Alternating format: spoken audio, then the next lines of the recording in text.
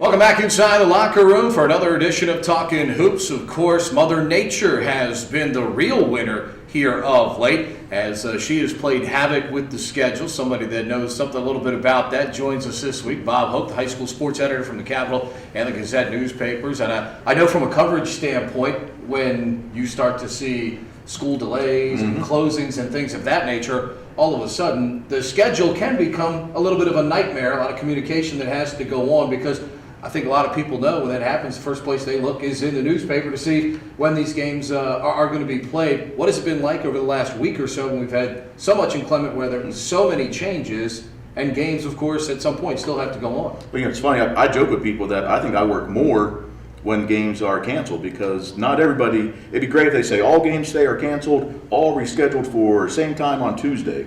But when you have wrestling matches already scheduled, and then you have the private schools, so not different schools reschedule games at different times. So we're basically at that point waiting on, okay, what games have been called. Fortunately for the public schools, it's basically all or none for the most part. And then when are you rescheduling games for? So I'm reaching out to just about every athletic director in the county to find out when their games are being rescheduled. Twitter is a great resource. A lot of times I find out first from Twitter, then it's a matter of, like you said, just updating the schedule and getting it online, as quick as possible. And last week was tough because, the public schools didn't play all week because of exams.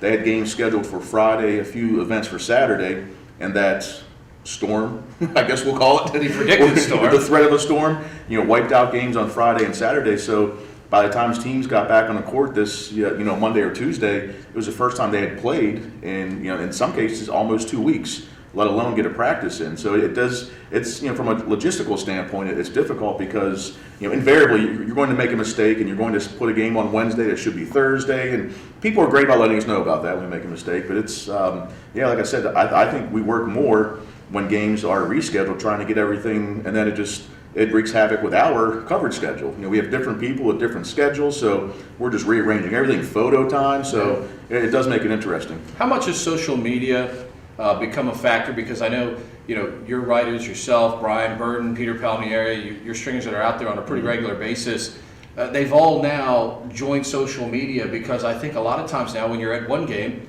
you start looking for your writers who are at other games to try and get updates. How much has that helped promote coverage for the newspaper? Oh, big time. It's not really, it's not like the paper says you must have, a Twitter account, you must have a Facebook account. Now I do because I think it's necessary, but the folks that are our, part-time writers, this is not their full-time job in a lot of cases. They might already have a Twitter account just for their own personal, social media, communication, but we encourage it. We don't require it, but it does help a lot. We have our individual Twitter accounts, and then we have the Capitol High School Sports Department Twitter account. So I try to retweet anything that our writers do as much as possible. You really see it in the playoffs. I'm out at a game, and then somebody else is out at another game, and the winners are going to meet, and people are looking at us, looking at our Twitter feeds to see who's winning, who's advancing. It's blown up really over the last couple of years. And of course, if you're not updating enough, you get hit with the question mark. Yes, I do, yes. What's going on in that game? We're depending on you because we're at a different location. Basketball season, I can't remember a season, both boys and girls, where we've had so many teams that have been competitive. We'll start with the girls. I think there's a great story that we're going to hear about later on. John Spinnenweber is going to talk with Maria Gray, the Chesapeake coach, and the commitment that she has made within the local community there at Lake Shore, just like Rob Elliott did in football with the Panthers football program, and now has carried it over as the high school coach there. But you look at teams like Chesapeake, who really have not been relevant probably since John Spinnenweber coached there when his daughters played. A team like Northeast, which has not been relevant in girls basketball for a while. Northeast boys team, Trent Smoot and Sergio Andino have been just fantastic right now for Northeast. It seems like everything is a lot deeper on the surface. The perception, the reality? I think so. Honestly, I don't think last year was a very good year for high school girls basketball, especially in the public schools. Right. This year, I don't think there's any surprise. The two top teams are Old Mill and South River, it looks like. Meade, Arundel, Severna Parker right there. But, for a while, we'd always have those top 2 or 3 teams, and then it was almost like you just dipped down to the lower teams. Sure. Now you have some of those middle-of-the-road teams. We made a big deal about Chesapeake when when they won their fourth game, and we weren't sure, like, hey, is this all they're going to do? And now that they're, I want to say 9-5, 9-6, they've lost a couple overtime games the previous week. So that's been what's refreshing, because when we look for games to cover, we don't want to cover a 90-30 basketball game, and unfortunately, that's been the case with the Northeast and Chesapeake's of the world, Glen Burnie's. But this year, a lot more teams are competitive. We feel like if we go cover a Chesapeake or Northeast game, when they play one of those closer to the top teams in the county, we might get a competitive game. Yeah, I know you guys are going to feature Chesapeake and Northeast coming up in the Gazette over the weekend. You look around to boys. Annapolis has clearly changed with Michael John becoming eligible. He's really changed the face of their team. Added not just another good player, but with him there, that now opens it up for Josh Glover and a lot of the other great players. Annapolis really looks like the team that is ascending in the boys' ranks right now. And obviously, we always expect Annapolis to be there, because I think John Brady's going to be one of those guys that's basically the Lord's going to have to call the number for him to stop coaching at Annapolis. But they really have seemed sparked by Michael John coming back on the ball club. And they suffered a couple losses early in the season, and everybody was kind of, wow, what's going on? And we had heard rumblings of they got a couple guys transferring in, maybe a couple guys not quite eligible, and some teams got them early. Now, Meade actually did beat Annapolis. I think it's one of the first games where Michael John was back. So Meade is undefeated in the county, and they look the part of a team that can win the county championship and be very dangerous in the playoffs. But with them in the past, looking at last year, they were one of the top seeds, and they fell in the playoffs to Glen Burnie. But right now, if I Which Mike Rudd has done that to an awful lot of teams. He has. Just ask him; he'll tell you about it. But I think you have to look at, pretty much really have to look at Annapolis and Meade maybe as kind of like a 1 and a 1A. We've seen Old Mill and Arundel suffer a couple of losses, but I think they'll be dangerous in the playoffs. And even the boys' side is a little bit more improved with teams like you mentioned, Northeast, at least in the 2A. South River has been competitive. But I think when it all comes down, when it all shakes out, you're probably going to see Meade and Annapolis toward the top. Let's elaborate on Meade for a minute. Peter Carrera, of course, came over from St. Mary's, and I know originally in the early days there was some pushback from the players in the building and in the community there. And anytime you have change of significance at either football or basketball and even lacrosse at a lot of these schools, there can be some turmoil early in trying to develop that relationship. But I think the fact that through the years when he was the AD, Dave Lanham stuck with him there, and now they have built a nice little program, and obviously they're playing at an extremely high level this year. Yeah, it doesn't hurt having guys like Tristan Easton and then Bruce Sproul, who players make a difference. They sure do. But and Meade has won. They've blown some teams out. They've won some close games. And what I like about Coach Corriero is a couple games. I had their game against Old Mill where they won big, and after the game he was just kind of like, wow, you guys, meaning us, made it such a big game, and rightfully so. And I think he just looked at it as any other game, and he wasn't 100% happy after the game. I think he saw some things that they need to work on. So they weren't having a parade in Fort Meade just for beating Old Mill. I think he knows the talent that he has. If they all stay healthy, stay eligible, things like that, play together, that they're going to be very tough. I was very surprised early in the season when they lost to Archbishop Spalding. I think he said that kind of woke the team up a little bit. I don't know if they went into that game thinking, Spalding is really down, or we're pretty good, and they were in the 40s, and it was an Archbishop Spalding type of game. Right. And then they've proceeded to reel off 10, 11 straight wins since. You look at Mike Francis's return to the high school ranks, guy that's coached in college at Essex, and also a guy that's worked a number of major camps through the years, the former coach at North County. I think there's a lot of enthusiasm there at Old Mill with Mike returning to the sidelines, and that's a team also that with the right draw could be dangerous in February as well. Yeah, I think it took them maybe about a week or two to get, a lot of guys played on a football team. I think one of their very first games was the Saturday after the state championship game. So guys like Kamari Wilkerson, just transitioning from football to basketball. And especially having to learn a new system with Coach Francis taking over. Exactly, and then also with Wilkerson, moving over from Glen Burnie. But they're athletic. They have a lot of talent. They can be very dangerous, I think. They can really scare. I know they didn't play the best game against Meade last week, but that game really got away from them in the second quarter. So I think they can scare Meade. They can scare Annapolis. One young lady that's caught a lot of the headlines, obviously throughout the season, Taylor Murray from Annapolis area Christian school, named to the McDonald's All-American game, going to the University of Kentucky. For those of you that don't know, Kentucky, a top 10 program in the talent-rich SEC, where the number one team in the country right now is South Carolina of the Southeastern Conference. That's quite an honor for any player, yet one from around here, because outside of a couple years ago when we had the Spalding girls that were going all over the place, now you look at a player like Taylor Murray. This is a pretty significant event here with her going to a top 10 program in Kentucky. You know, it's funny when you think that, you know, you've seen her do everything, and I wrote a couple weeks ago, she scored, I think, 44 points in a game against Severn. And I said, you know, just when you think you've seen Taylor Murray do it all, she comes out and scores 44 points. You figured, okay, the only thing left for her to do is lead her team to a championship. Well, before that, here she is named the McDonald's All-American. We had heard that she was one of the, you know, nominees, but they only picked 24 players from across the country. And it was funny because I spoke to her last night, and she was actually standing at the free throw line in a game against St. Mary's and just happened to look over, and her mother gave her a thumbs up.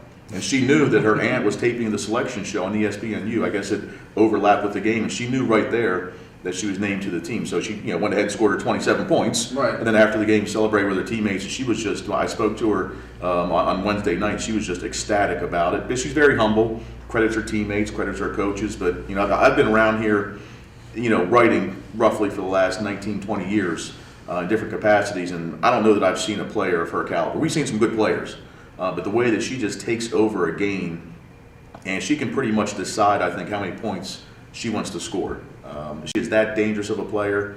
I don't know. I know Kentucky has some juniors right now at the guard position, so I think she's thinking next year she might kind of sit back, come off the bench. But I think she can be very dangerous at the Division I level. And she pretty much probably had the pick of what schools. I heard West Virginia, Penn State was interested in her, but she just fell in love with Kentucky, and I think they're very glad to have her. Yeah, no doubt. And I think too, I mean, on the surface, there would be some that question the level of her high school competition, and I think that is a valid question. You see them from a team standpoint. Right. They lost to Severna Park. I mean, at one point a couple of weeks ago, Washington Post had actually stuck them in their top 20 there at number 16. They then turned around and lost to Severna Park. But obviously, she made a great reputation for herself at the AAU level as well during the summer, because that's where, I mean, let's face it, that's where a lot of basketball players now make their mark. So, I mean, I don't think you can question her scoring 44 points against the level of competition in high school. She's already made her mark to coaches around the country during the summertime, and she's obviously got a terrific skill set. I think the thing from just reading the articles that you all have done when you've covered that, her temperament, the way she goes about her business, I think that's the most impressive thing, because sometimes a lot of young people are not ready for that kind of attention, but she seems to have embraced it, and it is that humble superstar that I think every high school coach loves to have. And let's face it, anytime you play Annapolis area Christian school, you know that that's who you want to, I wouldn't say stop, but contain. If she scores 27, 30 points on you, you probably feel like, we did our job. And even that Severna Park game, she had 10 points at the half. And she scored all 24 of their points in the second half.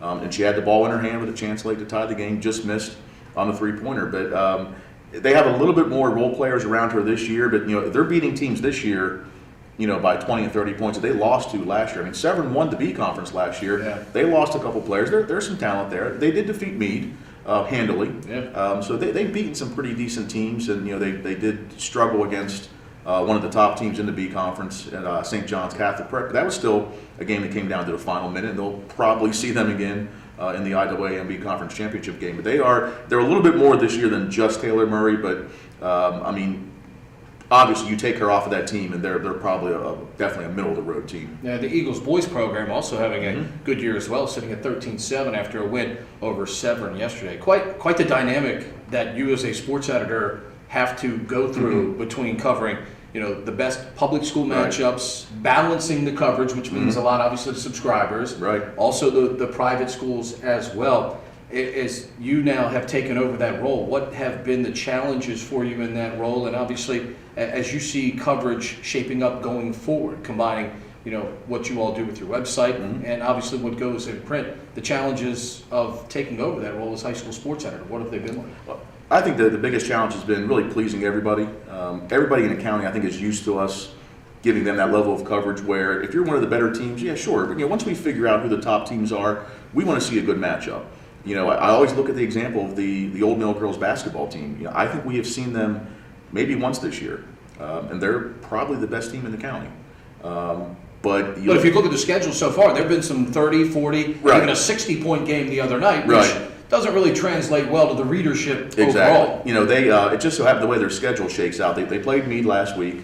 They'll play South River in a few weeks, but you know they are that dominant that it's just not very intriguing to go out and watch a team win, 80-40. Now on the flip side, sometimes we get burned. I happen to do Severna Park Northeast girls, and I was expecting a fairly close game. Ended up being a 40-point game, so that's going to happen. I think the big challenge is getting out, seeing everybody, getting them the coverage they deserve. I'd like to see us be able to do more. Just because we have a certain amount of space in the newspaper, you have an infinite amount of space online. So we've always talked about maybe some online only stories, maybe do some more things with blogging. So I think that's only just going to continue to grow as we continue our relationship. It's been a big asset to be a part of the Baltimore Sun Media Group. They've given us resources. We've given them a lot of resources. I think they're very pleased that for now with the relationship. But I think it really can grow to where we can give more teams, not just those 8-0 in the county teams that are facing each other. Give more of the teams some more coverage. Appreciate you stopping by. No problem. Don't worry. Don't worry. Rain will be coming for spring. Well, March 1st. So. Well, I just looked at the forecast for the weekend and early next week, and I think we might be shuffling some games again. We will see if Mother Nature cooperates. That's Bob Hope, high school sports editor from the Capital Gazette newspapers, and of course, full schedule coming up on Friday. You can read their coverage coming up in the Gazette and the Capital on Saturday. We'll come back with more of Talkin' Hoops inside the locker room in a moment.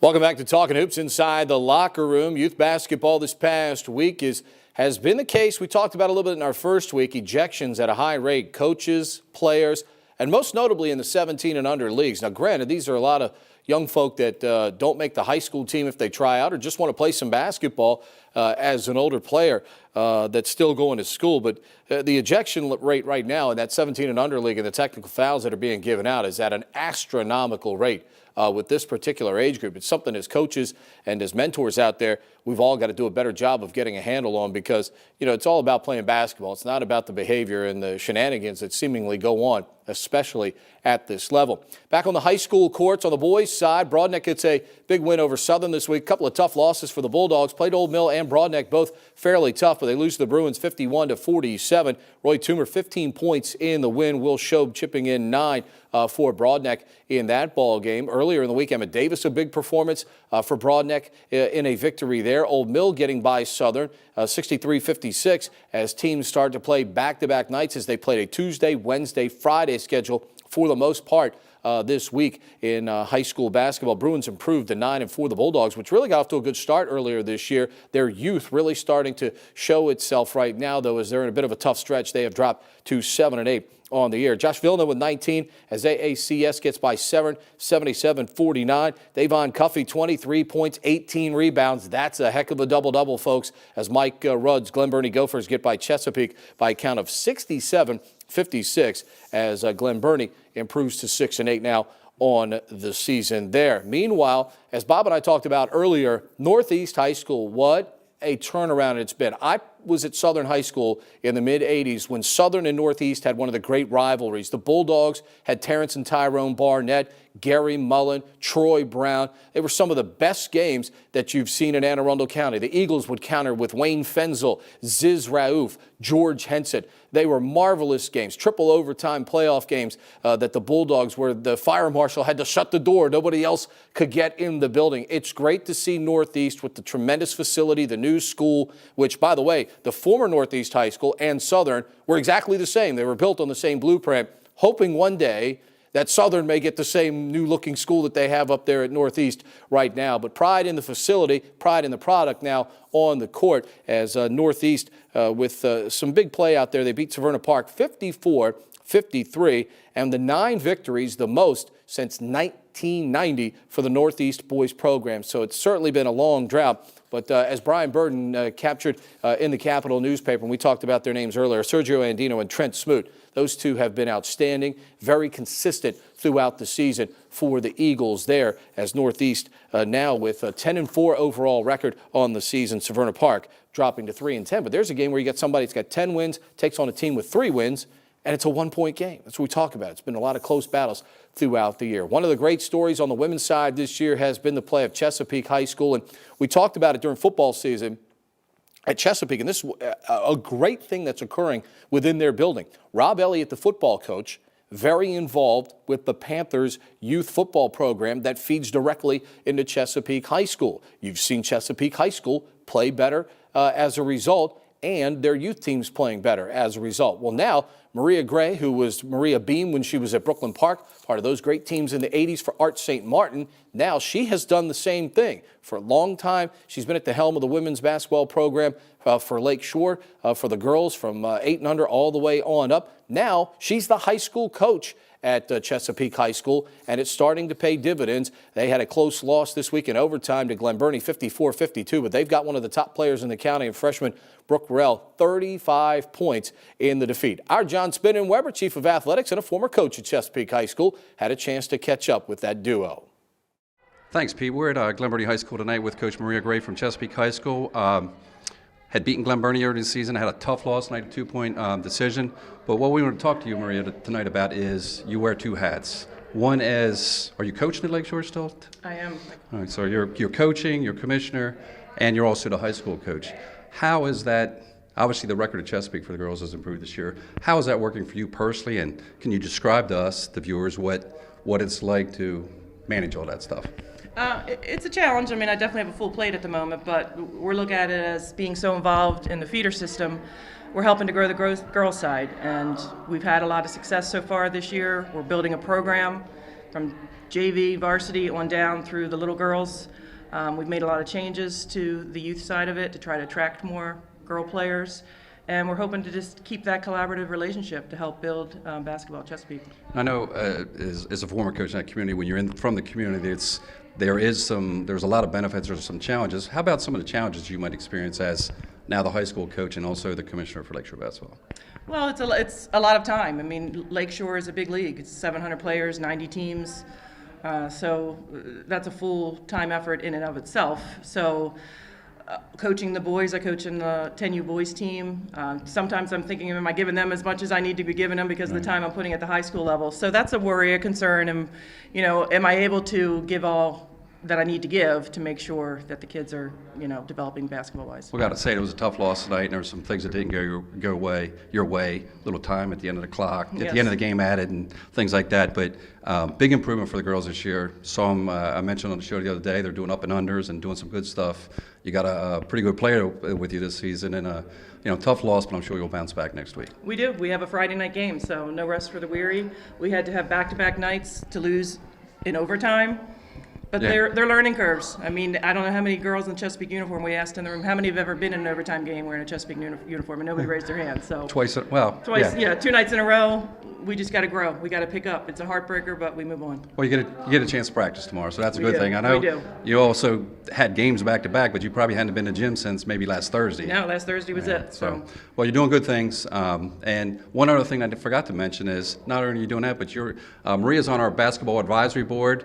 And when we made that switch to the A-Leagues this year for Rec and Parks, Maria and Reggie Leach, even though he's not on the basketball board, we sought out their experience, and I think that A-League's working, and you're probably seeing some of the benefits of a couple of the players you got already. We hope so. We want to keep basketball competitive in Anne Arundel County and not farm it out elsewhere. So with Rec and Parks, that's a good option that we're building. All right. Thanks a lot. Good luck. Thank All right, you. get ready for Friday. We're on it. All right, we're back after the Glen Burnie game. Disappointing loss, but we're real happy to have on tonight with us Brooke Burrell, freshman from Chesapeake High School. I personally have had a chance to see her play a couple times, and she's probably one of the top players in the league this year. She had 33 tonight and played very well. Brooke, what I wanted to ask you is we had Coach Gray on here before. We're talking about trying to get AAU players to play at different levels in the rec leagues. Tell me about your AAU experience, and then also, is playing at a high level AAU much different than playing on varsity right now as a freshman? I mean, no, it's all the same. It's a lot. It's fast paced, and it's games back to back. So you gotta play hard for each game. Right now, this week you had to play back-to-back with no press. I'm sure that's tough. But one of the things I've saw in both the games so far, that as a freshman, you're being guarded by the opposition's best players. And how do you deal with that on a regular basis? Because it's night in and night out so far. It's tough. I mean, my teammates help me. They do. They help me a lot. Well, that's a good answer from a freshman. Coach Gray's still here. That's probably a good answer from Marish. And keep up the good work, and you're exciting to watch. All right, back to you, Pete. Thanks, John. And obviously, you're going to look for bigger things from Chesapeake because we said Brooke Worrell, just a freshman, so they are going to get better and better there at Chesapeake. Broadneck getting a rare win this year. Gail Davis's team going down to Harwood and beating Southern, taking a 13-1 lead after one quarter. Autumn Fields with 12 points in the win for the Bruins in that one as they improved to 3-9 now on the season. Severn School getting a win over Bryn Mawr by a score of 64-30. As we mentioned, Taylor Murray, she continues to shine, 27 points, 8 steals, and 4 rebounds as the Eagles knocked off St. Mary's by a count of 53-39 in the ball game there. So congratulations to the Eagles, who improved now to 16-3 on the season. Spalding improving to 14-6 as they knock off Pilates 71-51. Aaron Baker had 20 points in the victory there for the Cavaliers. So as we watch the season continue to shape up, you know, we talk about a lot of the great things that are happening on the court, some of the great reclamation projects out there, and we'll see if these teams can continue to get better as we get closer and closer to playoff time. We are getting ready to go into the month of February now, folks, as this show will hit the air. So we are just around the corner from seeing the playoffs get ready to get underway. Colleges, Navy with a big win this week. They knock off American University. Just the 6th win for the midshipmen against American since they came into the Patriot League in 30 tries. That's right, the Eagles 24-6 lifetime against Navy in men's basketball. American won the women's game 59-49. Maryland with a big road game as we get ready to tape at Ohio State. But what a recovery Sunday night. Somehow they pulled it out against Northwestern, winning by a count of 68-67 as Des Wells got the huge putback on the missed 3 by Romello Trimble. And what a year it's been for Maryland so far in the Big Ten. I don't think anybody expected the Terrapins to be this good and be this big of a factor right away. But again, it goes back to the old philosophy. It doesn't matter whether you're a freshman or whether you're a senior. If you're a baller, you're going to get on the court. And that's what Romello Trimble has done and has meant to that Maryland program so far this year. That'll do it for this week's program. Our thanks to John Spinnenweber heading out to Glen Burnie for the Chesapeake-Glen Burnie game, and our thanks to Bob Hoke, the sports editor for the high school ranks of the Capital Gazette, joining us as well. We'll see you next week for another edition of Talkin' Hoops Inside the Locker Room.